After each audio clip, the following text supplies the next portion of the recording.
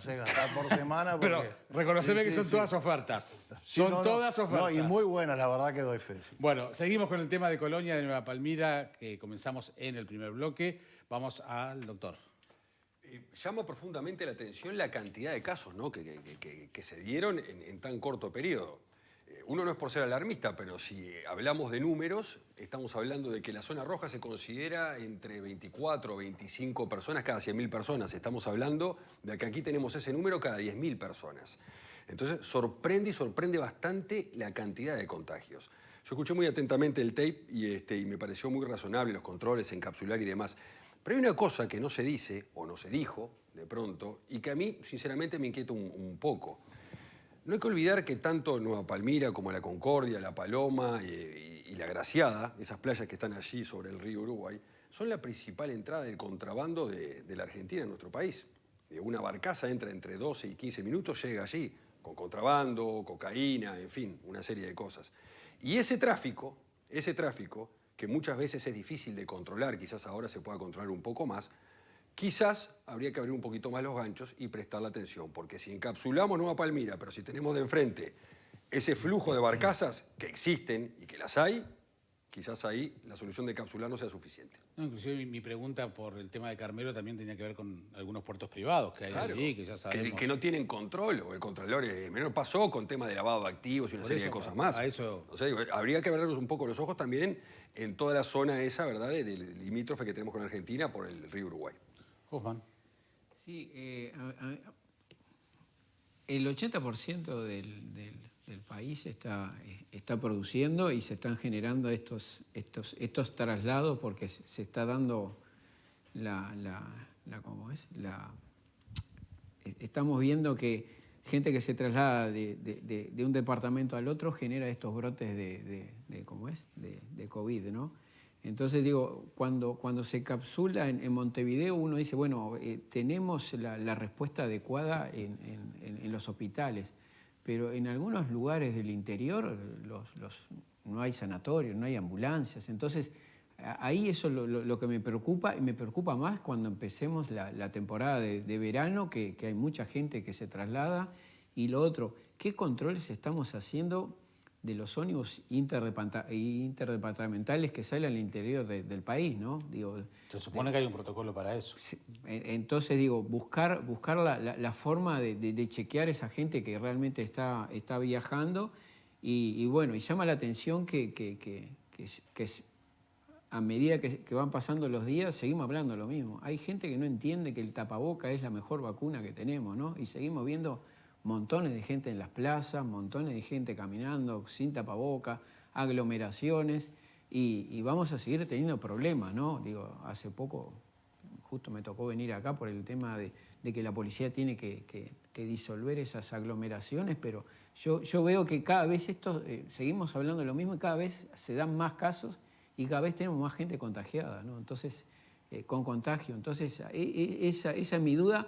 Y más ahora que empieza el verano, ¿no? La época de las playas, que realmente no sé cómo van a ser el tema, que en Europa fue realmente un caos, ¿no? Sí, hoy hay una entrevista muy esclarecedora, como no puede ser de otra manera, con el doctor Harry Cohen en Búsqueda, y un tema que planteaba, y se los largo para también debatir, o por lo menos como dato, que el doctor Cohen, uno de los científicos del GACH, decía que tiene miedo que los rastreadores...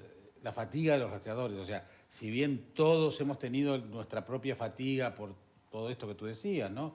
El tema del tapabocas, los controles, etcétera, también el personal de la salud está sometido a un gran estrés, o en la primera línea de contención, están todo el tiempo poniéndose una cantidad de elementos sanitarios para no contagiarse, pero están en permanente tensión. Y también los rastreadores son un elemento clave, lo decía el propio Garrata recién, ¿no? Entonces también es otro elemento a tener en cuenta.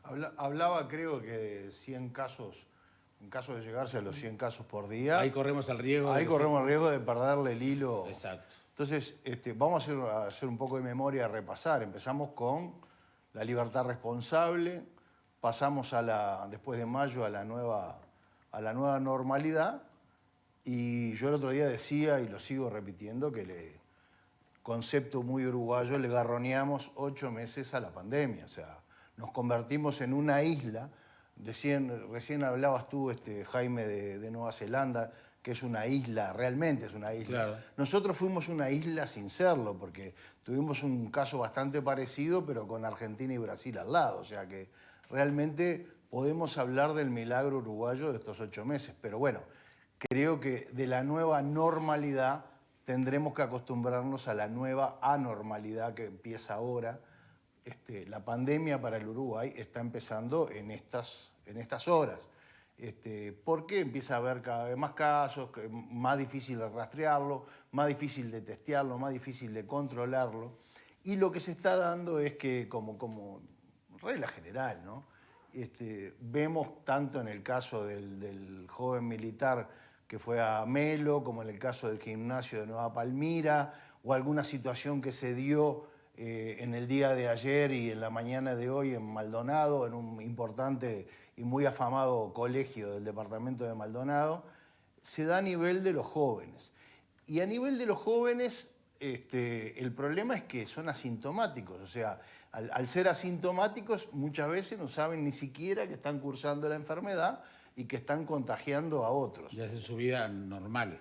Y hacen su vida normal y hacen una vida también anormal porque la mayoría de ellos no pueden controlar sus hormonas después de muchos meses y salen a hacer cosas a pesar de todas las recomendaciones que dan las instituciones y los organismos públicos.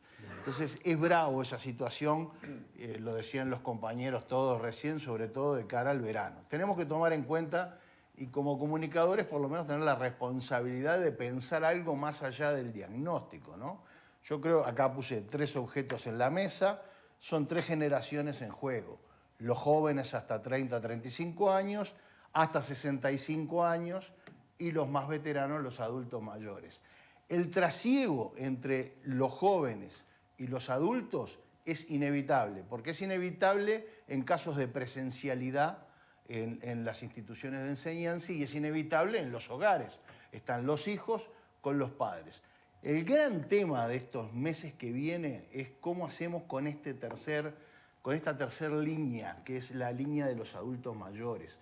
Porque también condenarlos a la soledad, como les ha pasado en estos meses, trae otro tipo de problemas y otro tipo de enfermedades. Habrá que buscarle la vuelta, habrá que hablar mucho, habrá que asesorarnos, porque yo ya estoy entrando en esa edad también, juntarnos entre los adultos mayores, pero evitar el trasiego entre esta franja, la franja de los adultos mayores y la de los pibes. Eso va a ser el gran desafío que tendremos en los próximos meses. La buena noticia que tenemos es que hace un mes no teníamos plazo. Ahora empezamos a tener algún plazo porque sabemos que tal vez en el peor de los casos en agosto haya más de 1,5 millones de vacunas en el Uruguay. O sea, agosto del 2021. Quiere decir, le garroneamos 8 meses a la pandemia, tenemos ahora 9 meses y medio para tratar de que el daño, como decía Pepe, que Pepe inclusive lo cuantificaba en muertes por porcentajes que son inevitables, que son dolorosas, pero que las vamos a tener. Que el daño en estos 9 meses sea el menor posible. Bien. Y ver cómo hacemos con estas franjas etarias, que las podemos dividir en 3 grandes grupos, claramente en 3 grandes grupos.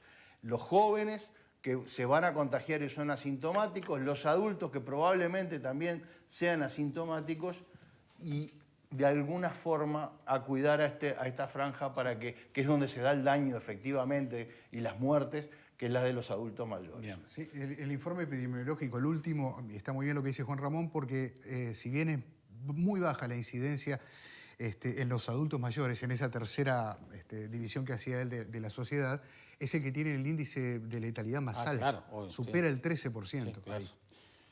Sí, menores de 60 en los 63 muertes uruguayos creo que son muy pocos. Vamos a cambiar de tema porque obviamente que este tema del COVID va a seguir desde distintas perspectivas, distintos ángulos.